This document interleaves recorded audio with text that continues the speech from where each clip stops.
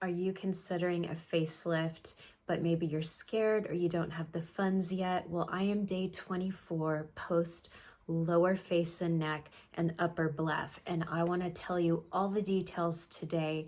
I will discuss how to find a surgeon. I will discuss everything leading up to surgery, so prep and pre-surgery. I'm going to tell you a little bit about my surgery itself, and I will tell you all about recovery.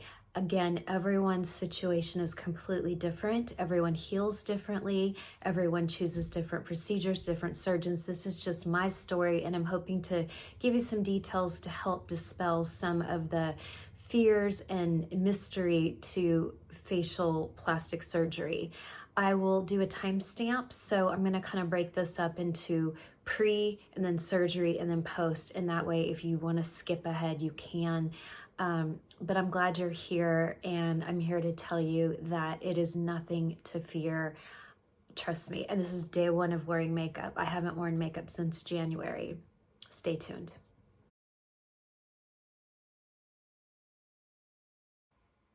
Hey, welcome back to my channel. I'm Michelle Spieler. I'm an over 25-year professional makeup artist, and I'm also the creator of Mature Makeup Masterclass, a series of videos for women on mature technique, over 21 videos, all on mature technique, covering all types of products, all types of budgets, okay?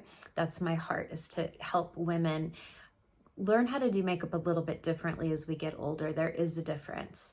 Okay, so if you're new here, I hope you saw the significant difference in my lower face. For those who have followed me for some time, you know that the real reason I went for a facelift was because I had these hereditary fat pockets. I started developing them in my late 30s, and there's nothing that you can do about them. You cannot laser them, you cannot microneedle, morpheusate, none of it. You can only really do surgery. And I just wasn't ready when I was younger, and I didn't have the funds. So I knew I wanted a lower facelift. Most experts will recommend you interviewing 3 different surgeons, which I kind of did. I did a guy up in Raleigh, and I did a whole video on that back in August. He wasn't a good fit. He was just so odd with me. He walked out of the office saying nothing to me and left me sitting there for like 20 minutes till the head nurse came in. Like, he just was on, it was like, you know what it was? It was a mill. It was a mill. He was just like, next, next, next. And I would see all these women in the waiting room, and they were all, and he does everyone the same way. And I'm so glad I dodged that bullet.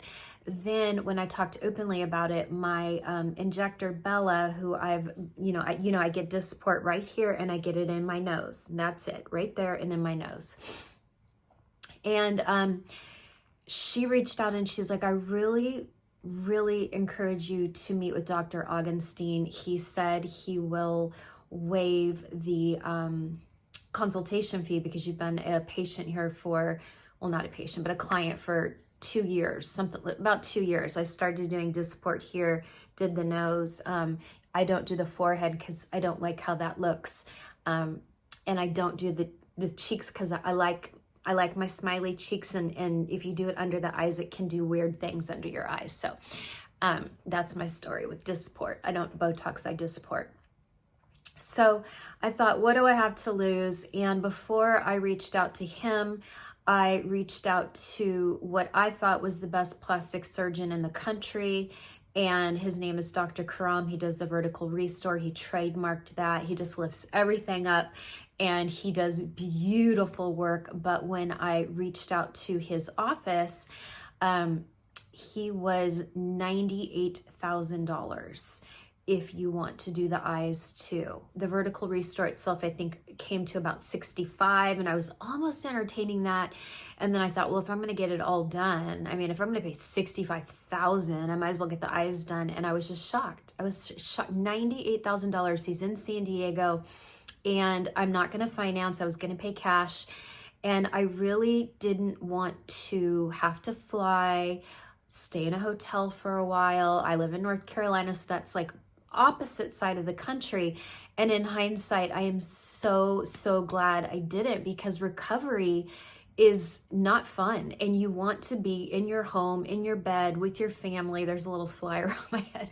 So I was just about to pull the trigger. He does, his consultation is $1,000 via Zoom if you're out of state. And again, he's lovely. He does beautiful work. I really admire him, but I was not going to pay $100,000 if my house wasn't paid off, if my kid didn't have a college fund yet, if my house wasn't renovated. It just, I could not justify that price. Plus I wanted to write a check. So that scratched him out.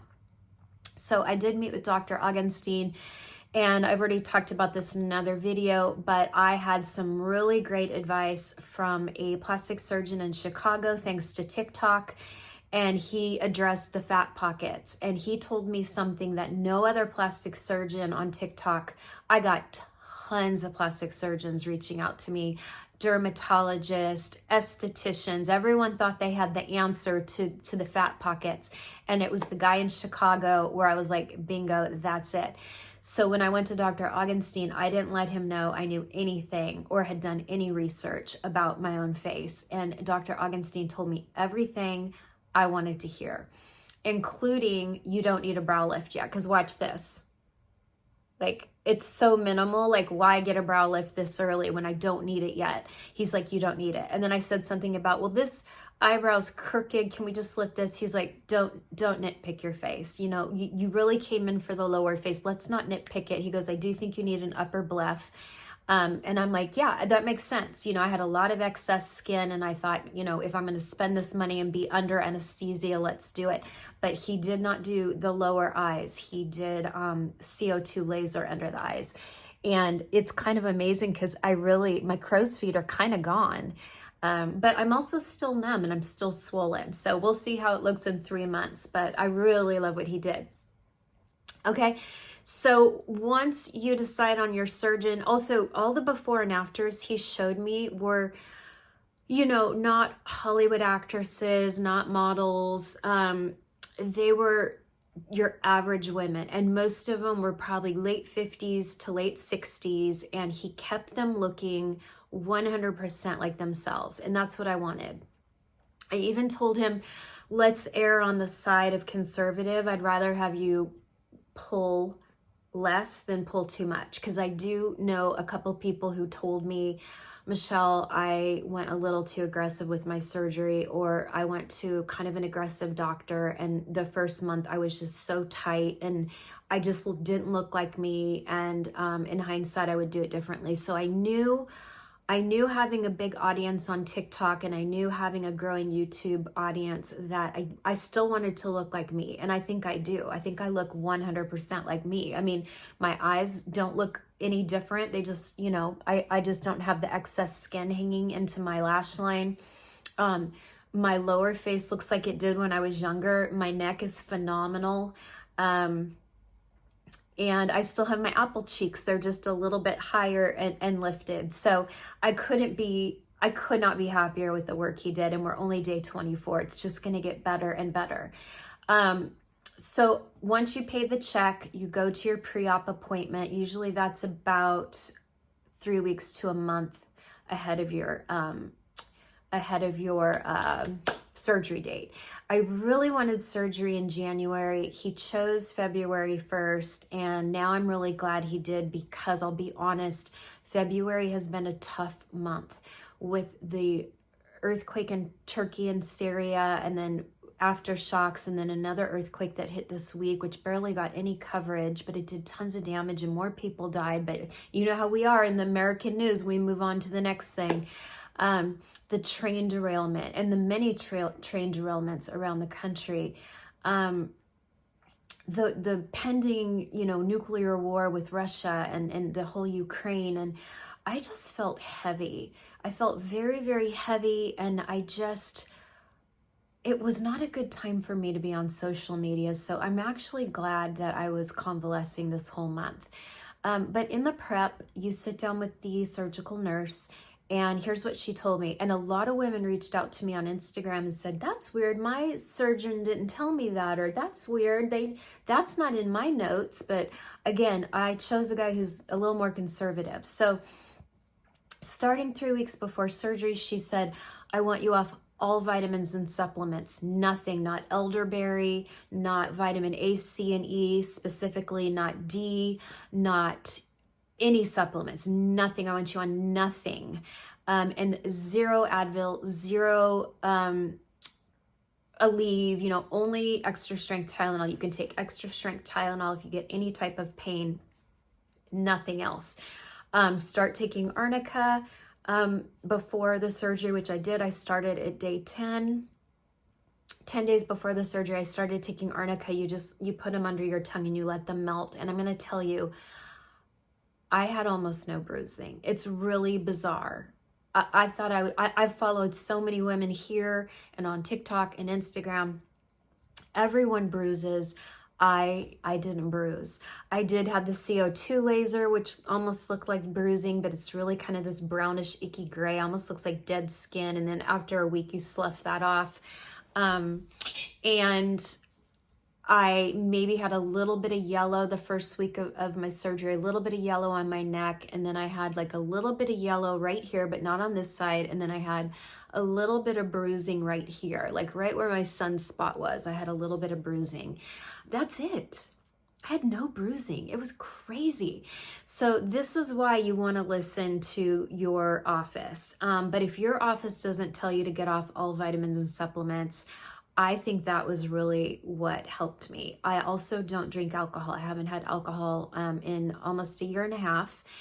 And they want you off all alcohol for at least a week leading up to surgery. Just thins your blood. Well, I mean, why do that to yourself? So get off all alcohol, get off all supplements, get off all vitamins. I was able to continue my hormones. I wear hormone replacement estradiol patch, and I take progesterone every night. They said that's not a problem.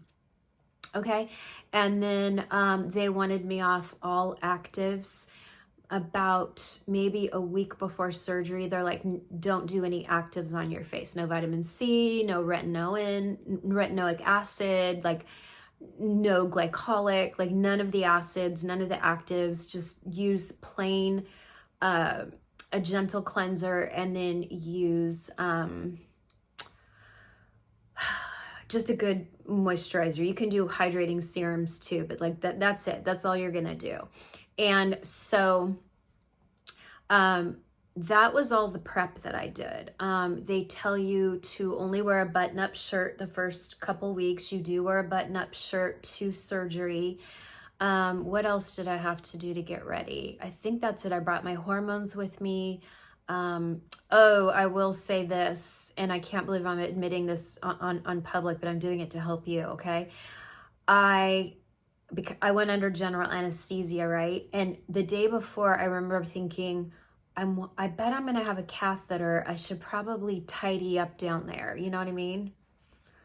Well, I got busy. I filmed the entire day before my surgery. Then I went to take a shower, and what they want you to do is they want you to shower the night before, take off all your makeup, wash your hair, and don't put any skincare on the night before. And then they want you to shower again the morning of your surgery. No skincare, no lotion, no deodorant, nothing. Well, I took it all off at 8 at night, the night before my surgery. And then I found out from a client, they did not like the beginning of one of my videos. And this is my job. Like normally I would have said, are you kidding me? My surgery's in the morning. I'm already clean and ready for bed. But I'm like, no, this is my job. So I had to reshoot the first like 10 seconds of the video, splice it together, send it to them, and they were very happy. And it turned out it ended up being a better video for them. And I was happy too. So then I had to go take everything off again. But you know what? It kept me busy because 48 hours before surgery, I was so scared. 2 days before surgery, I was shaky all day. I was just shaky nerves. And then the day before, I was excited and too busy to think too much about it. And then the morning of surgery, it was like we got up at 4:15 in the morning. My daughter spent the night with her friend. My husband drove me down. We had to be there at 6 a.m. Surgery was at 7. So I really didn't have time to be nervous because I was so tired. You can't have a drop of water after midnight because I was going under general anesthesia, and I could not have even coffee, nothing, not even a drop of water. So, you know, you're kind of a little dehydrated, a little tired, and you're also excited, but I felt zero anxiety, zero nervousness. I was so calm, cool, and collected. And I attest that to all the prayer. So thank you. I know so many of you were praying for me, and I really appreciate that because this was elective surgery. It's not like I was going in for a tumor removal or, you know, a dislocated shoulder or, you know, hip surgery. I was going in for elective surgery. But as we know, even with the best doctors in the world, anything can go wrong. We've heard of people dying because of anesthesia. We've heard of botched jobs, even from some of the best in the country. So I knew I was so covered in prayer. I felt it so deeply. And I know that's why I was so calm. So even if you're not a person of faith, reach out to me and say, could you pray for me? Because I'm telling you, I will pray for you. I had so many women on Instagram going, oh, my surgery was last week, or oh, my surgery's next week. And I'm like, well, check in with me every few days and I'll be praying for you because it really made a big difference. Okay. So that said, I was so busy the day before and the night before, I didn't clean up down south, and didn't even think of it. Did not even think of it until the next day. So you go through surgery, and I'll tell you that in a minute. But the next day, the morning nurse, because I stayed the night, he has a beautiful facility, and I stayed the night. And she took my catheter out the next morning and said, I want you to get up and let's go to the bathroom. I need you to pee. And I'm like, oh, a catheter. Well, that's embarrassing. But anyway, so I'm warning you, clean up down there. Okay. So we get to the facility, his office. He has the most beautiful, modern, gorgeous office in the front of the building. And then in the back of the building is surgery. So you drive around to the back, they let you in. I went straight into a room. Honestly, I thought I'd be in there a while. Nope, they start doing all your vitals. They start getting you prepared for the IV. He came in, he marked up my face with a ton of markers, different colors. They were Sharpie, and they were like, they were called like permanent Sharpies. They're more permanent than a Sharpie. And he did different colors all over my face. I got a picture of it. And it was interesting. It really was. He was kind of quiet. You know, it's early in the morning for him too. And he marked up my face and said, okay, I'll see you in there. My anesthesiologist came in. She was the coolest chick. She was about my age. I think she was 53, 54.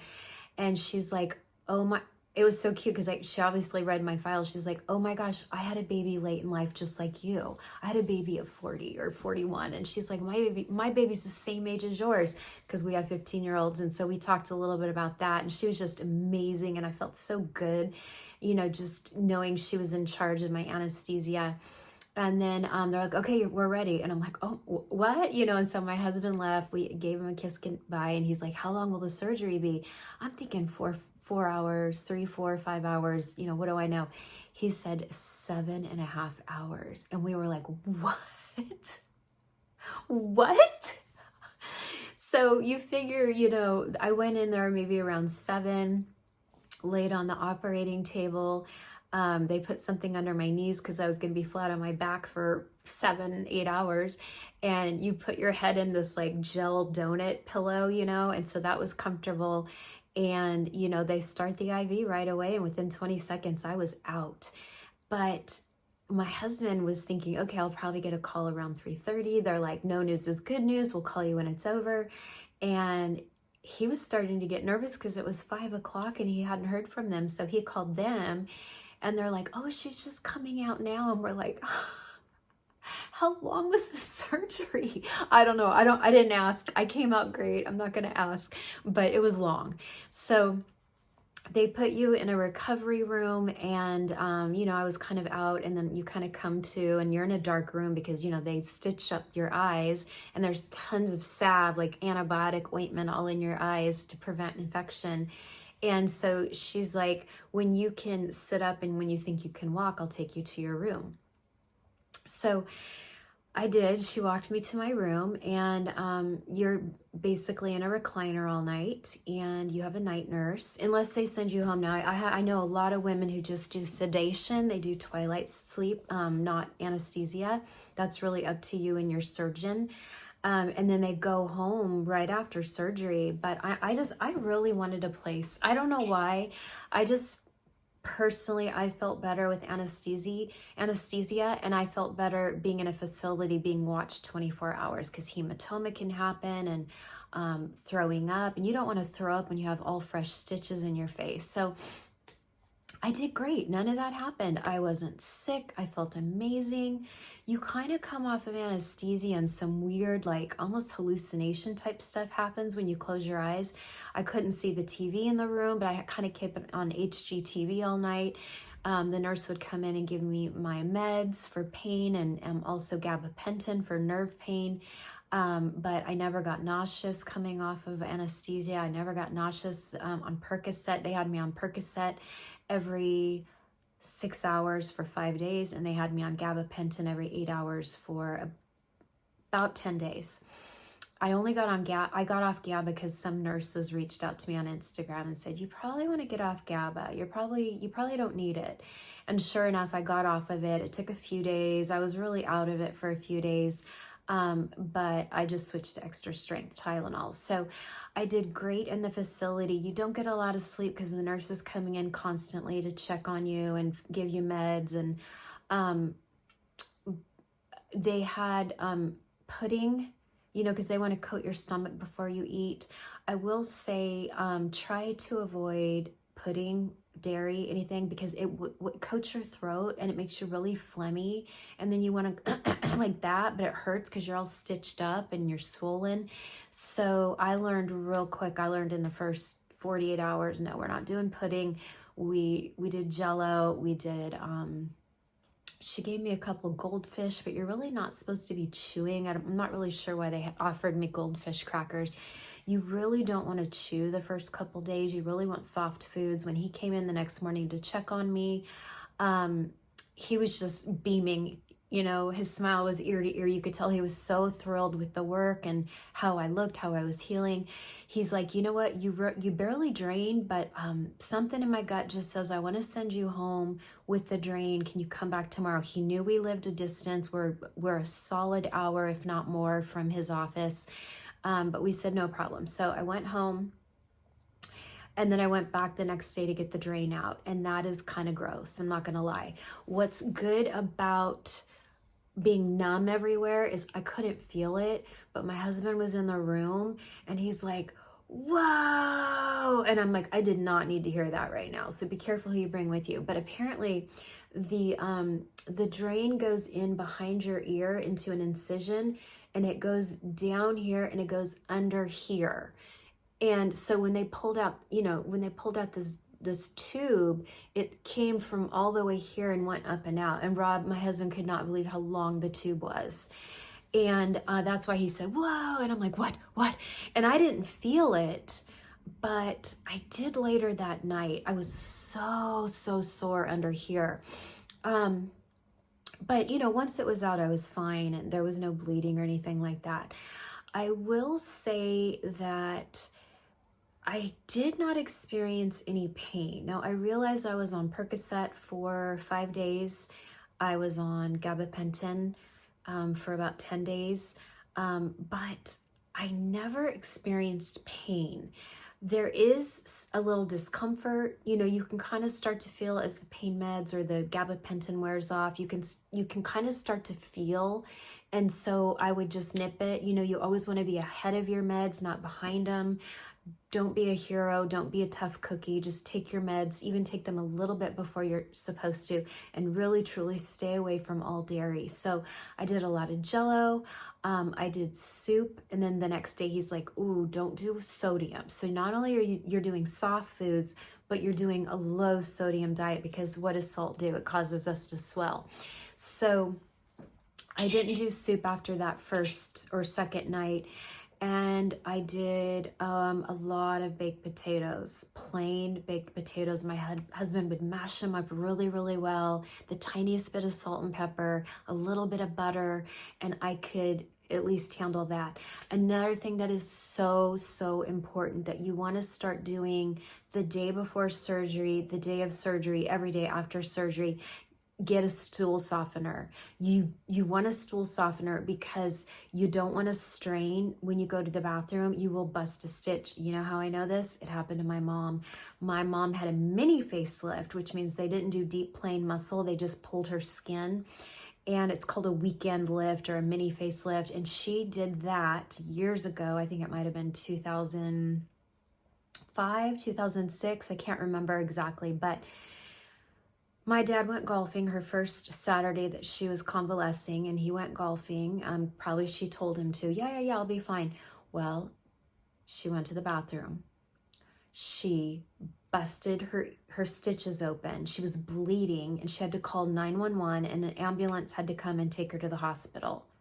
She's like, it was so embarrassing. It was so humiliating. They had to, like, I don't even know what they did. I think maybe they just like treated it or stopped it from bleeding. And then that very next Monday, she went back to the guy and he, I guess, fixed her stitches. But my sister reminded me, stool softener. And I'm like, oh, right, stool softener. So, but you're eating soft foods, low sodium, and then the stool softener really helps. I will tell you that you probably are not even gonna have to use the restroom in that way for 4 or 5 days, just because you're really not eating anything. And coincidentally, I did lose 4 or 5 pounds, which maybe isn't necessarily good because you don't want sag, you know? I mean, I'm still swollen, and he said I will be swollen probably for a few months, but you don't want to lose too much weight because then you're going to start to get loose skin on your face and you just paid all this money. So get a stool softener. And that is something you can take a couple days leading up to the surgery and then right after the surgery. I was always right on my bedstand. So anyway, surgery went great. There was no pain, very minimal bruising. Even the nurse, when I went in to get my stitches out of my all over. I got stitches out on day 8. They were like, I cannot believe the minimal bruising. And I really think it's because I'm a good student. I listened to everything they said. I did everything they told me to. And I took that arnica probably 3 times a day for 10 days leading up to surgery. And it's funny because I see a lot of doctors on TikTok saying arnica doesn't really work. It's not really going to help. You can take it if you want, but it doesn't. It works. I'm telling you, it works. So get arnica and get the kind that melts. You want the kind that really melts well under the tongue. I bought some others that were little round beads and they kind of stay hard for a long, long time. So I liked the ones that melted better. So I go and get the stitches out on day 8, and I am more nervous about getting the stitches out than I was for surgery. I was so freaked out about getting the stitches out. It took about an hour. So I have a scar under here. It's about this long, and it's right under your chin where you have that natural dip. I can't show it to you right now, but you don't want to see it right now anyway. It's not healed yet. They took out the stitches from my eyes, which I couldn't wait to get those out because they kind of like, I don't want to say they itch, but you can just feel them because you can feel them underneath the eyelid too. And then they took out stitches above the ear and then all behind the ear and even going into the ear a little bit. Those I couldn't feel because I am still numb, okay? And I will be for many months, and I could be numb even up to a year. My mom was. I remember my mom telling me, yeah, there's certain parts of my face that I've never felt ever again. You have to remember, they are literally cutting open your face, reaching in, lifting the muscles up, and then, cutting out skin and reattaching. So they are severing a ton of nerves, which is why my lip is still pulling funny. I always had a crooked lip, and I know a lot of people were real concerned when they first saw me. I get it. I probably would be concerned if I saw one of you with a real droopy side to your mouth. But if you look at all of my old, well, not old, but if you look at all of my previous YouTubes or TikToks or Instagram, my lip has always pulled this way. It just always has. I don't know if it did when I was younger, but somewhere in the last few years, I started really noticing it. Now it's pulling a lot right here, because I can feel this, but for a while I couldn't. And one day I felt little tingles and I'm like, ooh, my nerves are reconnecting. So look, I can do this now. See, I couldn't even do that a week ago. See, so it's reattaching. And I talked to him. I said, you know, this is always pulled this way. When I have all my nerves back, would it be okay if we did one little prick? It's the mandala, I forget what it's called, but it's the mandala muscle, and it's very strong and it pulls your mouth down. And I said, if we did one little prick of Dysport right here, look, it stops it from pulling it, and then my mouth is more straight. And he's like, yeah, absolutely, but let's wait for more healing. Again, he's very conservative. This is why I chose him. So I will be doing that eventually, and we'll even that out. But your nerves are still reconnecting. I do have a weird, can you see this little weird puffy pocket right here under the, so I wear compression every night to bed. Sometimes if I feel a little achy down here, I'll even put compression on around the house. Now this is the first day I've worn makeup. This is day 24, and I have not worn makeup since January. And I went real light. I'm wearing very, very little makeup, but many days I'll wear the compression during the day too, and it feels good. It just feels like a bra for the face. It's called the jaw bra, and it feels like a bra for the face. So I'll wake up and I'll kind of ice that, and I'll get my jade roller and I'll kind of roll it. And then usually by night I'm kind of sore, so then I'll take a little bit of Advil. Now at this point I can take Advil because I'm so post recovery. But again, really no pain at all. I'm starting to get some feeling back in my ears. My ears were completely numb. In fact, I don't even have earrings in because they take all your earrings out. So the other day I tried to put earrings in and I couldn't feel where the hole was.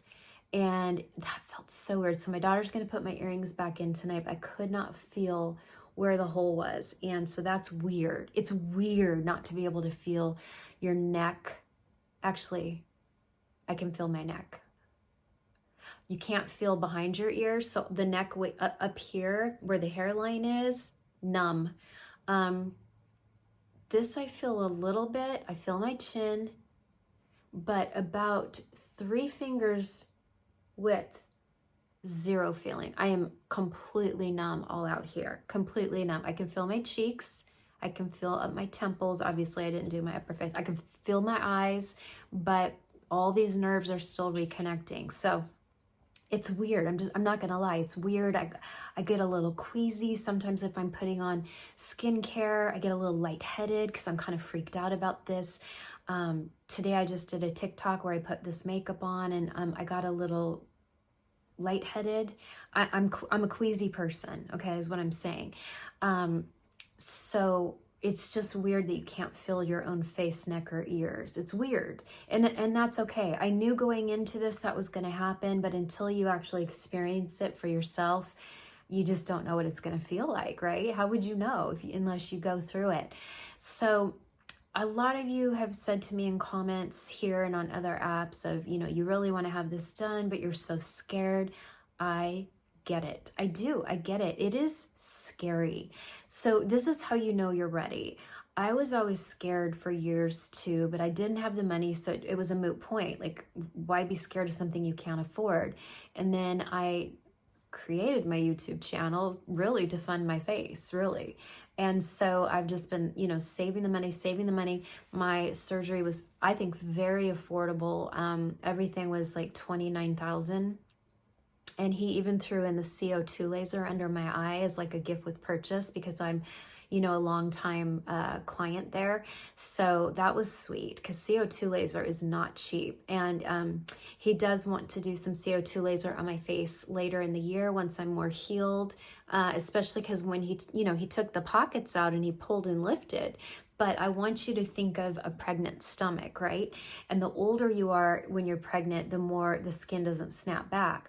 Well, I had little like pregnancy pockets. And so even though he sucked it out with liposuction and he pulled and he lifted, um, and it looks so smooth and pretty, but in certain light, you can't see, well, maybe you can, well, I don't know. In certain light, you can still see a tiny bit of puffy, loose skin. And you think about it like pregnancy. The stomach, comes way out in front of you, and then it doesn't quite snap back flat, right? And he told me that before surgery. He's like, that's going to be really hard. He's like, I can suck it out. He thought it was buccal fat. And then he said, guess what? That wasn't buccal fat. That was just cheek fat. And it was all lumpy and weird. So he took it out. And he does it from the inside. I still have a scar inside my mouth. I can feel it. He took it out. He does liposuction right here. And then he told me he'll CO2 laser my face, and that's not cheap. CO2 laser, I think, starts at about $3,500 to $4,000.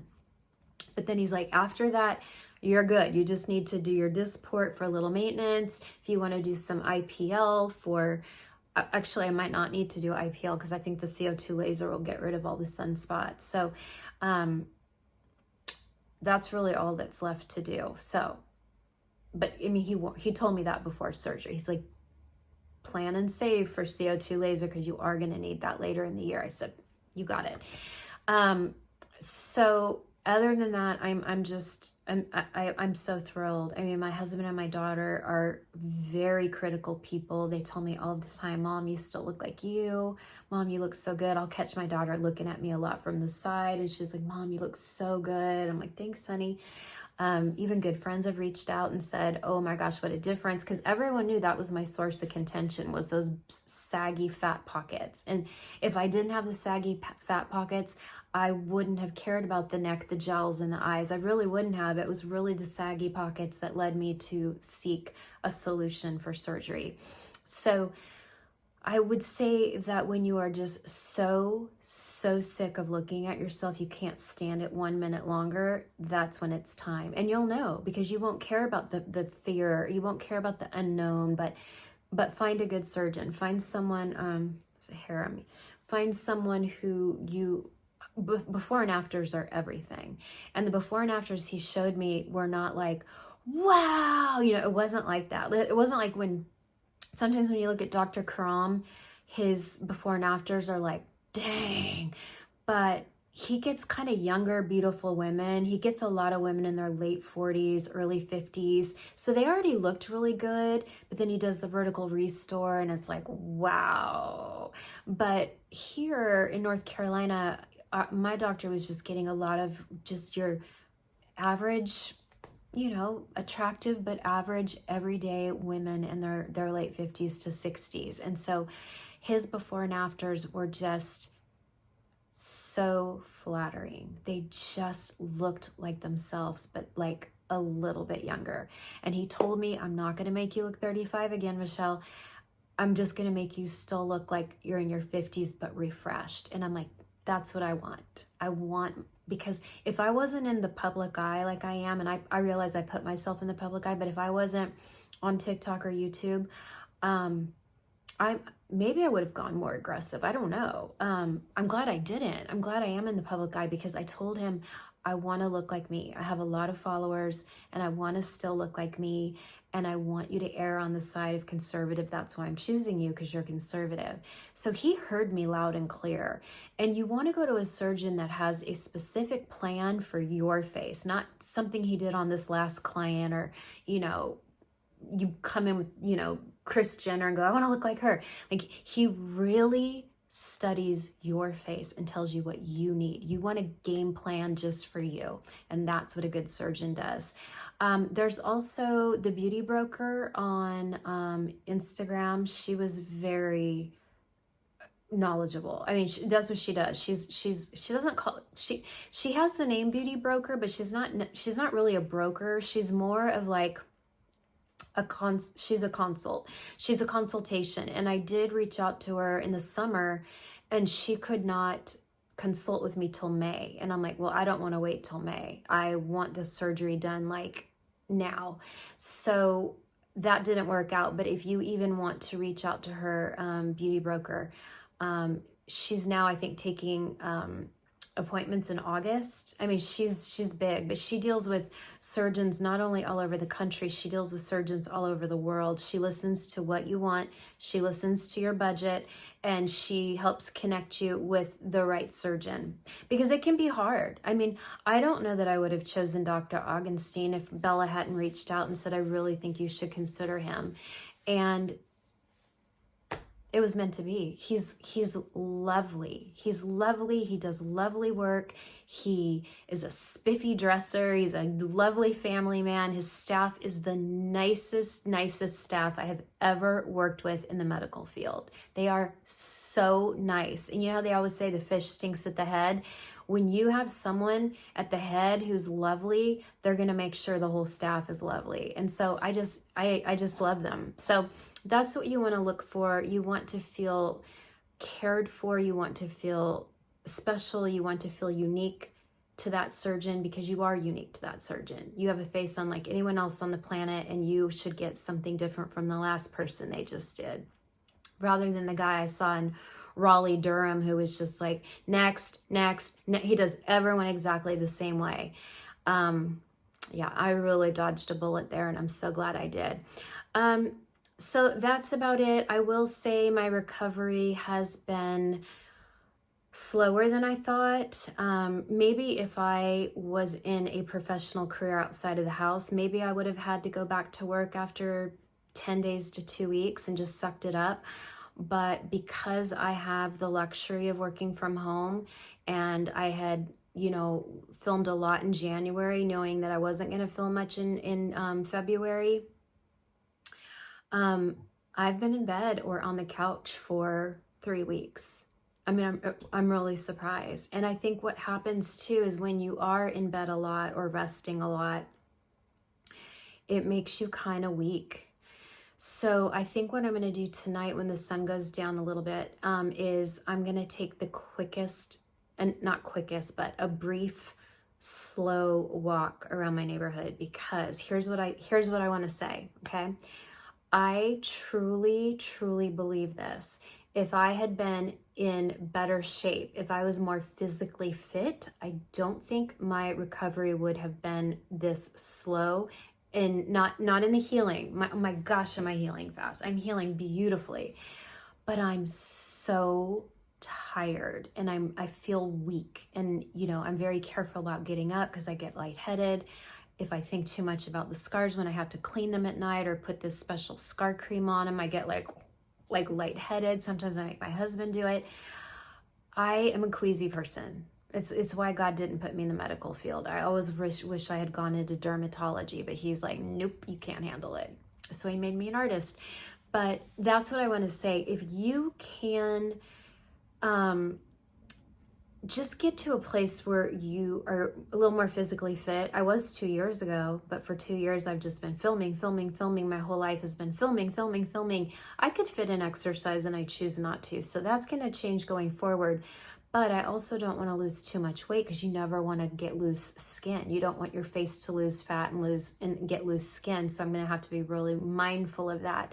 But that's what I would say. I really think I would not have been this tired at day 24 if I had been more physically fit. Also, Beauty Broker says that if you want to lose weight, because my mom's doctor told her to lose weight, and she didn't really, maybe a little bit. But my mom's the type of person that didn't have much discipline. And I knew she was going to gain it right back, and she did. But they say that if you want to get down to your goal weight, you want to do that before surgery, not after. Because remember, they're cutting and lifting and pulling. Everything's nice and tight, but it's going to stay swollen for a few months. So even in a few months, I'm not going to be this tight or swollen. Everything's going to kind of settle, And so if I were to lose 5 more pounds, that would not be good. So be mindful of that. The fuller our faces, the younger we look. So I think that's about it. I can't think of anything else. I did switch to real foods at about day 10. I got off soft foods and switched to real foods. And now I'm just eating, high protein. I'm not eating a lot of carbs. There was a few days where I got kind of addicted to tortilla chips, and I was eating, because that's my kryptonite, tortilla chips. I ate tortilla chips for 3 days in a row, and all of a sudden I got real swollen under here and tight. And one day I was even like throbbing a little bit, and I'm like, low sodium. He said low sodium. So I cut them out. I haven't had any tortilla chips since last week, and I feel better, and this is less swollen. So low sodium, and no dairy. It coats your throat, and it makes it very hard to you just don't want to be clearing your throat. You don't want to do anything that's going to disrupt your stitches or your incisions. Lastly, you do have to sleep on your back, and I am a lifelong side sleeper, okay? Lifelong. I have tried so many times to sleep on my back, and guess what? I never could do it. And you are forced to sleep on your back. So I bought a wedge pillow, and I bought a special little pillow for under my legs, and I slept propped up on a wedge pillow, and I still do. And guess what? I am getting deeper sleep than I ever have because I'm not tossing and turning. And when I wake up in the morning, it's like, oh my gosh, my chin and my neck look so good because I'm just laying like this all night. I'm not tossing and turning and smushing my face.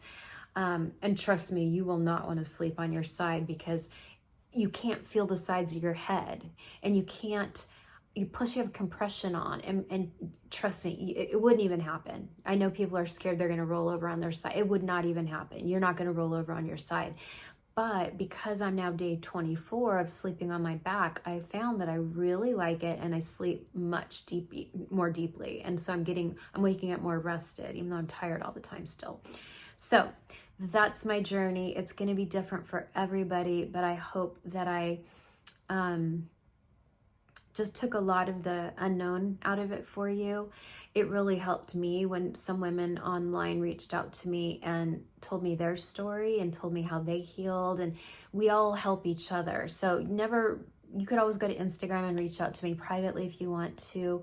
I can offer you any advice. My doctor, again, was Dr. Augenstein from the Aesthetic Surgery of Charlotte. And I've been going there for almost 3 years now. I think it's been almost 3 years. And he's just lovely. And he does such pretty conservative work. So if you call him, let him know I sent you. And a lot of women from New York are telling me that they could come down here, get a hotel for a week, and it's still cheaper than anything in New York. So there is an advantage to being in North Carolina. The doctors here don't charge the same. We have lower cost of living. We don't have celebrity clients here.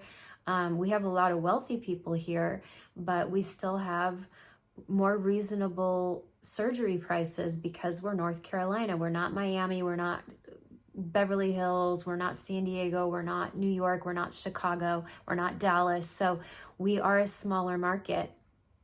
And so, check them out. I personally wouldn't want to go out of town for surgery unless I could afford to take my husband with me and stay in a hotel for at least till stitches come out, at least like 8 or 9 days. Lastly, too, you have to have someone you can rely on, especially the first few days, because you have to have someone there to help you with your meds. You are not allowed to turn your head. So he's like, the first week, wherever your body turns, your head turns. Wherever your head turns, your body turns. Pretend you're a robot. You never turn your head. And even now I'm limited. Like that's as much as I can turn my head. That's it.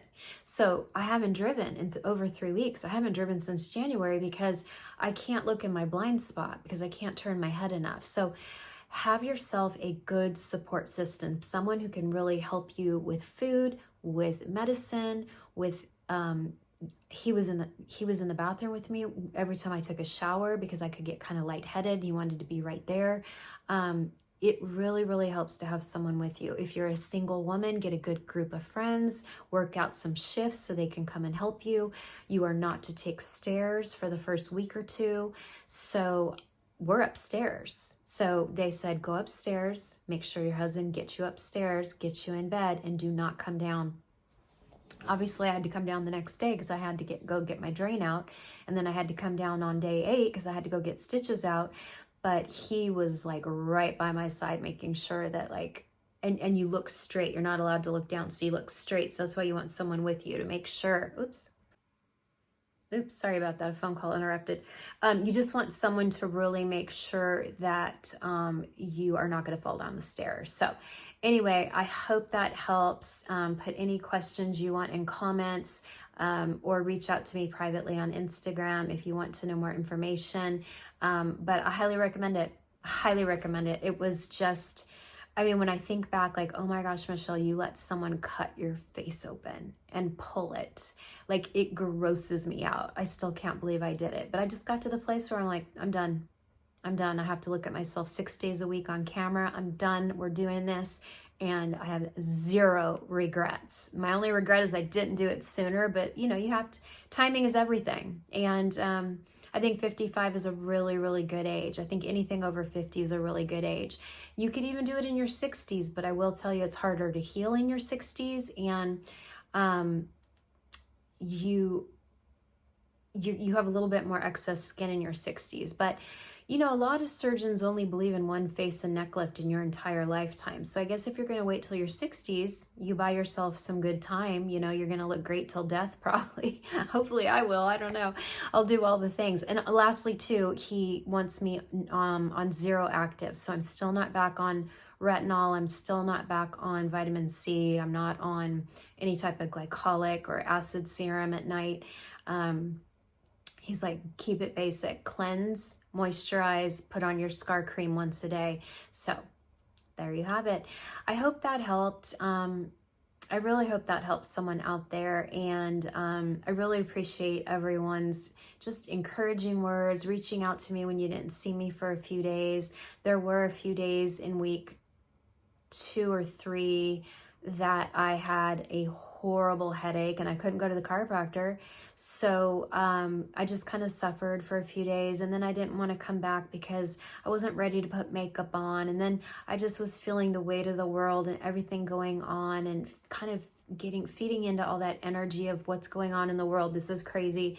So I just didn't want to do any filming. And today was the day I woke up and I'm like, okay, today's the day. I'm ready to film. I'm ready to talk to my beautiful YouTube audience. I'm ready to do a TikTok. So here we are. I'll be back next week for a Saint and Demi video on Wednesday. And then of course, next Saturday, I will do, I don't know what I'll do next Saturday. I'll have to really think about it. Anyway, God bless you all. I just am so thankful for you. And that's all I want to say. God loves you, and so do I.